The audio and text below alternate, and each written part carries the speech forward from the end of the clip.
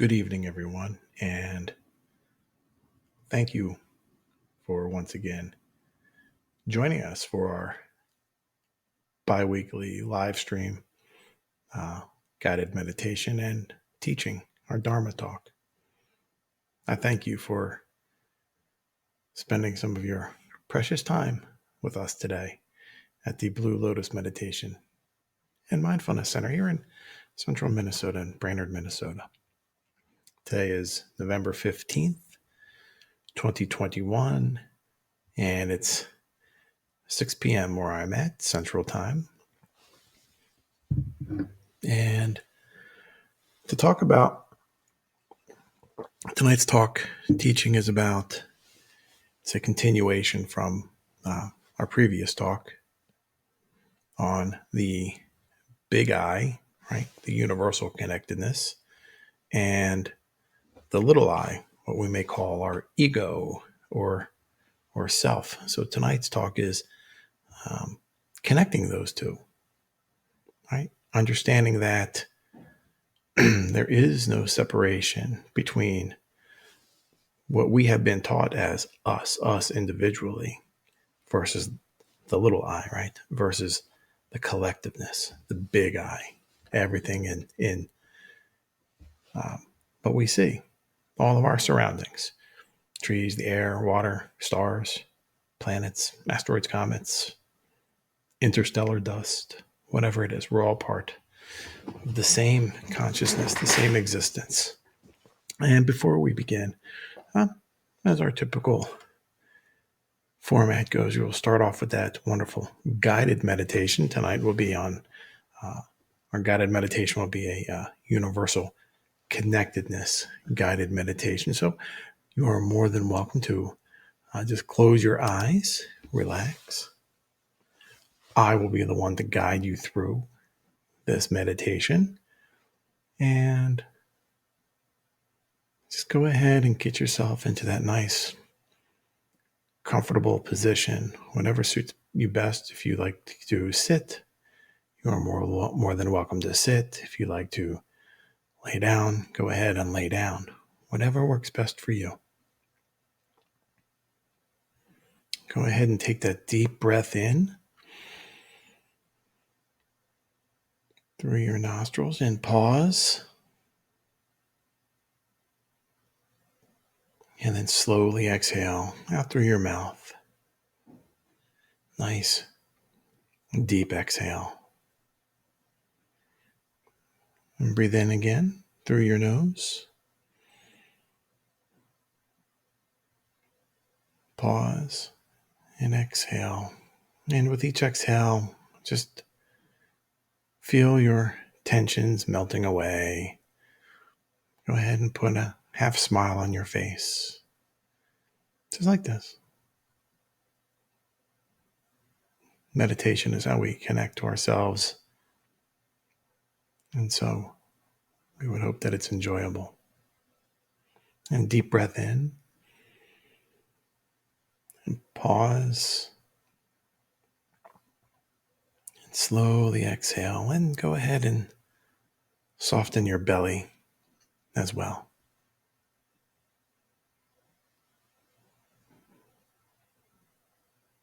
What I'd like for you to do is imagine yourself just walking along the beach.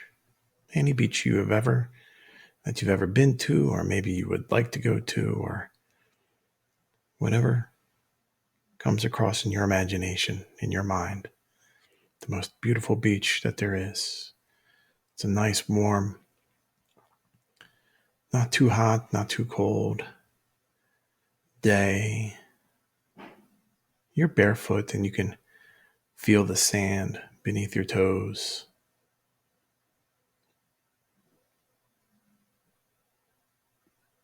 You can hear the sand crunch too as you walk. Just that little noise that it makes as you place each foot. Maybe there's a wave that crashes gently across your feet as you walk too. And you're just walking, enjoying the beautiful scenery around you. Maybe there's some dune grass.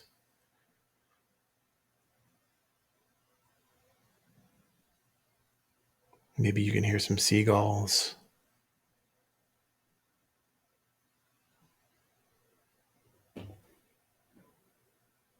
Off in the distance, you see a piece of driftwood. And you make your way towards this driftwood. Just gently strolling, no rush whatsoever to get there. Just go walking gently to that driftwood. You bend down and you pick it up and you look at it. You examine the ends. You can see the wood grain. It's nice and smooth.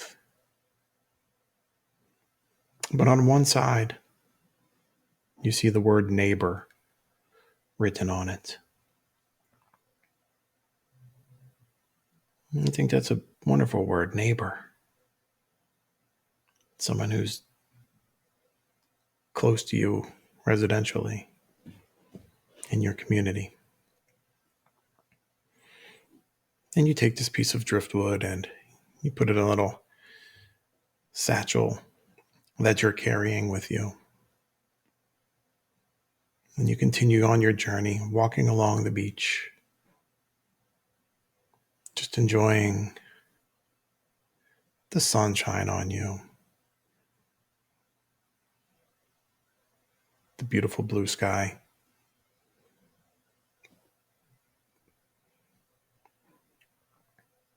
And again, in front of you, in the distance, you see another piece of driftwood. And you make your way over to this driftwood as well. That's sitting along the beach interface. You walk over towards it. You kneel down and you pick it up. Again, you notice it. You feel the texture. You see the wood grains.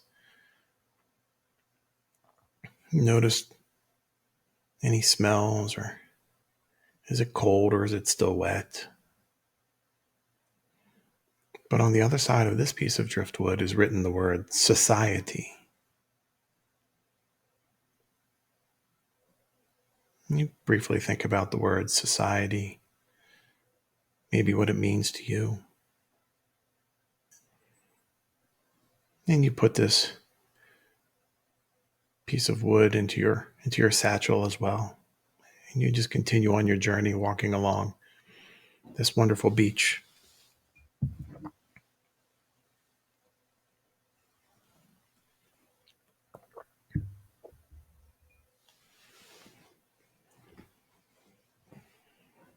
And as you continue on your journey, you're listening to the birds singing in the sky and the waves crashing, the smell of the salty air. Maybe you can feel the little satchel bouncing off your hip as you walk.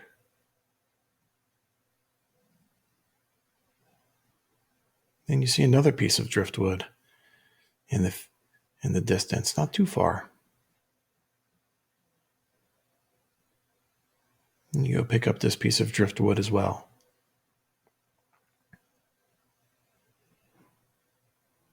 Again, you look at it. You feel the weight in your hand. Notice the texture, the color, any smells or anything like that. Maybe there's some seaweed attached to it. But on the other side of this piece of wood is inscribed planet.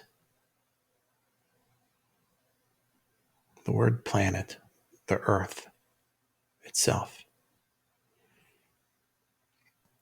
And you begin to think about the earth, maybe places that you've seen on postcards as well. Maybe you've been there. Maybe you have relatives that live someplace else. A big, all-encompassing word. Earth. All of its sentient beings. All of the non-sentient living beings, trees and plants, and so forth. Little bacterias. Everything calling Earth home. And you put this driftwood in your satchel as well. Then you continue along your walk. Noticing the gentle breeze blowing against your skin, cooling you off, maybe. The water splashing against your feet. The colors of the sand, the pinks, the whites. Maybe there's some green in there. And off in the distance, you see a big rock, huge rock, immense rock, just jutting out of the sand, right at the interface of the beach and the ocean. Big boulder, big rock. Gray in color, maybe. Maybe black. Whatever, it's up to you. You make your way towards this rock as well. You put your hands on it and you feel the texture. Maybe it's cool. Maybe it's rough or smooth. Whatever texture comes to your mind is wonderful. Go ahead and breathe in. Pause. Slowly exhale through your mouth.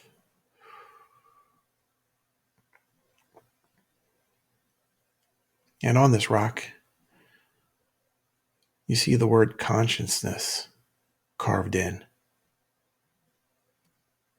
Consciousness. What it means to be aware.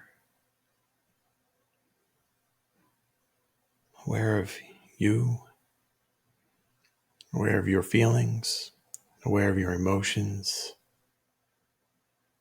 aware of others too. How they must feel consciousness as well. And you sit down. You begin to think, why was there the word neighbor and society and planet on this driftwood that you've collected with gentleness and care, put it in your satchel, and then you see this big boulder with consciousness. What is that relationship? All one being.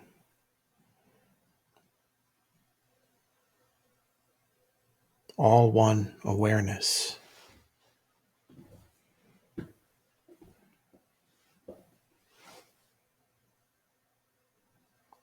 Breathe in.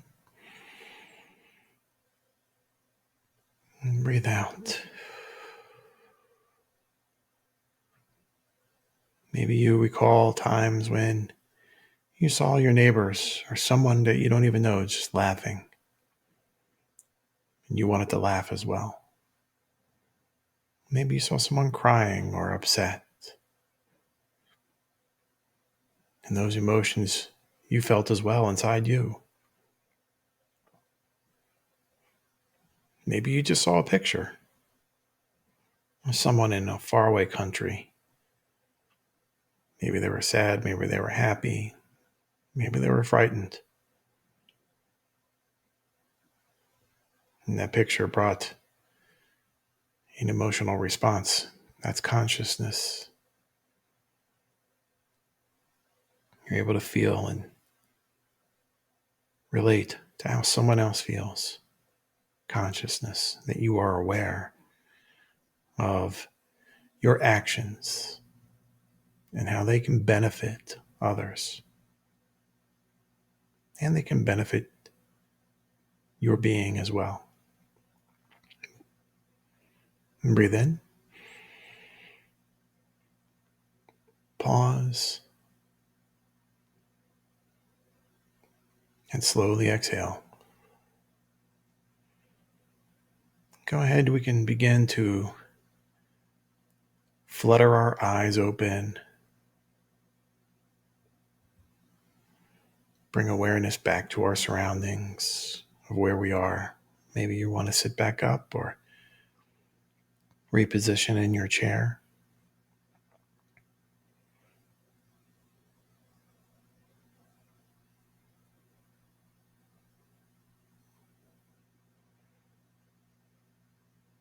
So what is I? The little I. Again, that's our ego. What we would refer to as ourselves. I feel sad. I feel hungry. I feel angry. The little voice that is inside us that sometimes is very thin-skinned. Someone looked at me the wrong way. I feel threatened. Someone called me a bad name. I have to retaliate because my ego is bruised, that little shell that sometimes protects us. But does it? Does it really protect us? Someone were to call you a bad name and that little thin shell makes you retaliate. They just called you a bad name, right? They make you retaliate. Maybe get into an argument. Is that really protecting yourself? Or is that exposing you to more danger? So ego, the small I. What about the big I? That connectedness, that awareness that all living beings share. Not just people, but the little dogs, big dogs too, right? Bats, birds, all of those living beings, trees, lettuce, cabbage, right? All of those living beings. There's an awareness to some sense, no matter where we are. That connectedness that we all feel, that we all share. That is the big I. That's why when we see pictures from faraway places of maybe somebody feeling something traumatic, experiencing some type of trauma that we can identify, that we can have those feelings of compassion and empathy. That is the connectedness. Perhaps maybe you've even seen a dog get hurt, right? A little animal get hurt. That's the connectedness. And so how do we connect? Some of us may have a hard time. We all have those feelings. Those feelings of compassion or sadness when we see somebody else in pain or even in joy. But sometimes we don't allow ourselves because of that little I, right? The ego. Sometimes we put on that false front of bravado. So ways to connect, to minimize and shed that little I. Talk to people. Talk to them.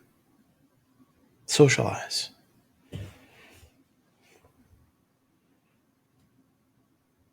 Maybe if you do go out to eat, talk to your server. Maybe you're walking into the grocery store and someone an employee is collecting the shopping carts, bringing them back in. They're performing a necessary function, collecting all those shopping carts, bringing them back into the store so you don't have to grab grab a cold one, I guess, right? Or maybe a wet shopping cart if it's raining or something like that. Say hi to them. Socialize. Ask them how their day is. People are happy to talk. And it breaks those barriers of superiority sometimes, those barriers of indifference.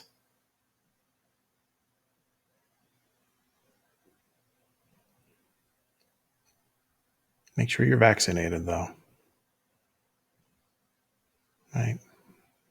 We want to be sure that we're safe while we socialize as well, or at least wear your mask, right?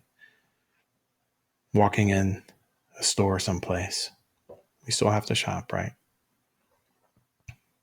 Say hi to someone, even if you don't know them. That's how you build neighborhoods. That's how we build societies. That's how we build compassion and empathy towards one another.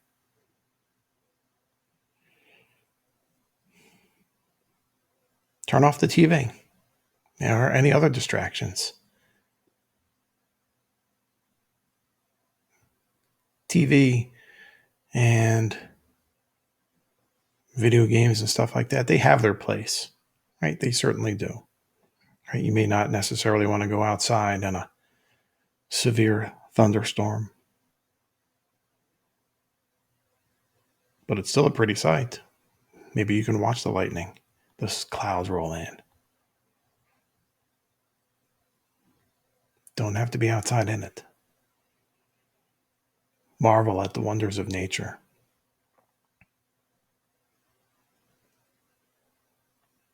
Maybe rake your lawn. See what you see when you rake your lawn. Mushrooms love to grow under leaves. Who knows what you may find? I know I always find wonderful things when I clean up in the yard sometimes.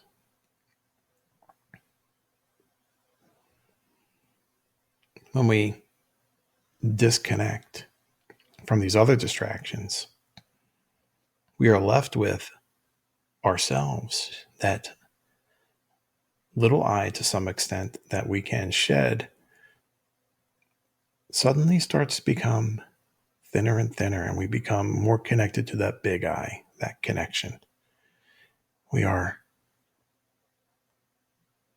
embracing, we are expanding our territory and seeing what's out there. Prepare a meal. Something else you can try. In its entirety, not a microwave meal, right? Where you just pop off the lid. When you cut the vegetables, cut the vegetables. If you're cutting green peppers or carrots, notice the texture. First, wash them, right? If you haven't already washed them, make sure you wash your vegetables. But wash your vegetables. Feel the texture in your hands. Smooth green peppers or red peppers, right? Yellow peppers. Carrots and celery. Feel the texture.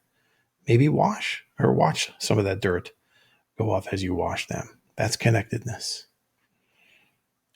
Feel the knife as it chops up those vegetables, as you prepare them very mindfully. Maybe think about where those vegetables originally came from. Not just the store, but right? Somebody had to put them there. Where did they come before that? The shipping area, right? The receiving dock. Where did they come before that? A trailer, right? A truck driver. Where did he come from? Maybe there's a local farm in the area that he helped to bring those delicious vegetables from. Everybody is a part of a community. Everyone is somebody's neighbor. Everybody lives on the same planet. And you can prepare this meal with or without company. That's the wonders of it. It's the wonders of connecting to that big I, that connectedness. You can do it alone, or you can do it with someone else. You could do it with your pet.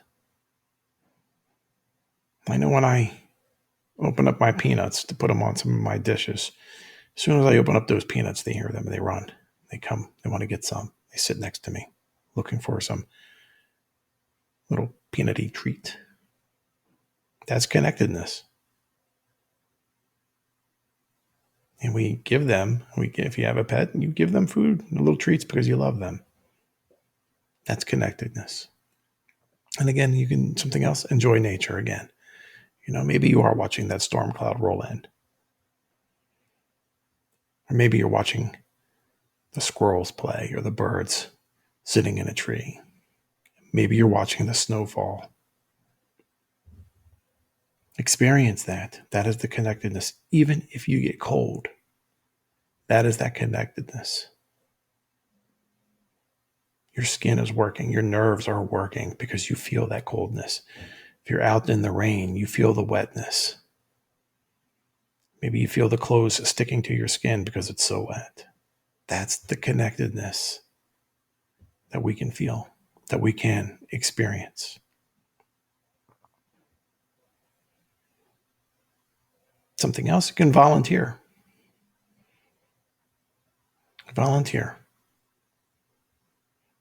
Maybe there's a local community or a nonprofit group in your neighborhood that you can donate some of your time for, or just give to someone without expectations of something in return. Maybe a true story. I was at the gas station not too long ago, and someone in front of me, a young lady, for whatever reason, her debit card didn't work. The gentleman who was in front of me offered to pay. No expectation. He never seen her before. But he helped someone out. That is connectedness. That is building your neighborhood, building your society, strengthening the relationship between you and someone else is so very important.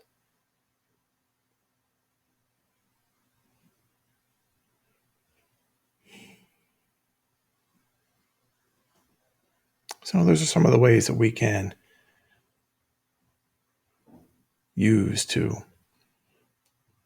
shed that little I, or minimize the little I, the little ego, and connect with the universal connectedness, that big I that we all have in common. We've been taught not to really see that.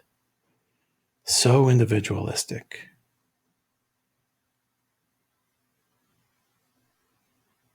But when we can see people and beings as beings, we stop viewing them as commodities. We stop viewing them as an unnamed resource or a number. We understand that other living beings and people have feelings and emotions and wants and necessities. So these are some of the ways that we can use to help get rid of the ego, that little I, and connect to the big I, that universalness all around us.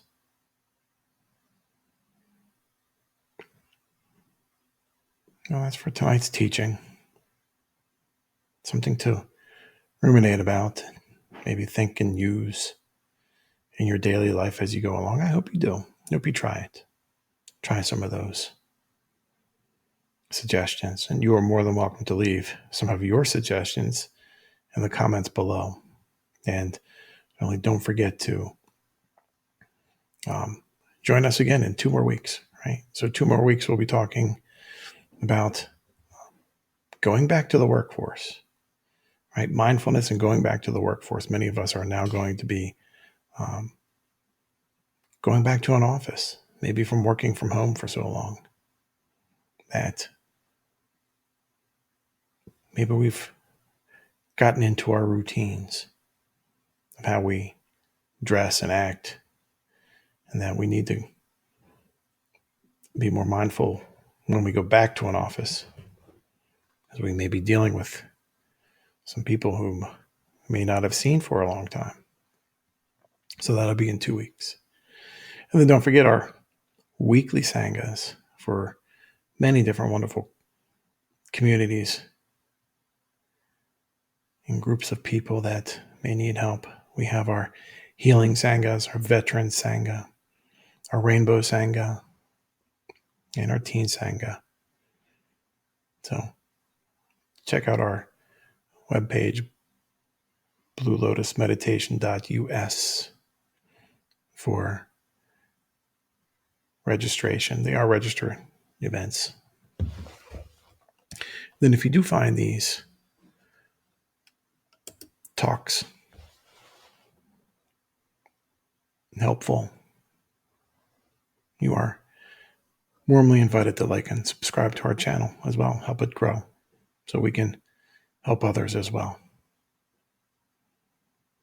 And with that, my friends, I wish you all a night of peace and ease, and enjoy